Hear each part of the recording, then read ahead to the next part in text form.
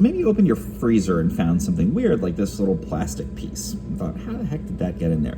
Typically what these are is the cover for the light bulb in your freezer that helps you see what's in there. And you can see, in fact, that's exactly what's happened here. The light bulb cover has fallen off. So depending on the fridge model, there's gonna be different ways to reattach this, but typically it's a little kind of tab system because freezers are cold, obviously, and so there's not a lot of ability to have plastic that could be brittle or could have any kind of issues with that snapping off. So it's usually a very simple, not like something that you screw in place because that can shift as the temperatures change. It's usually a tab kind of model like this. And so reattaching it is just a matter of figuring out how exactly yours works.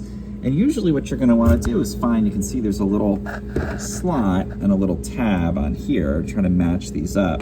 So I'm gonna go ahead and put that in here. And then I'm gonna push this one up to the top. And sometimes you have to give it a little squeeze to pop it into the hole on the top there. You can see there was another little hole there that this aligns with.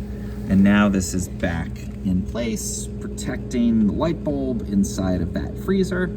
And again, this may vary depending on the exact freezer that you have, but typically it's gonna be a similar process. Figure out exactly where those little tabs are, pop them into place. Again, because the metal on this is gonna change size as it gets colder or during a defrost cycle and all that, and the plastic might change over time or warp. You might have to give it a squeeze and kind of pop it in there. It can be a little challenging, but once you do, now your light bulb's nice and protected. You can see what's in your freezer and you are good to go.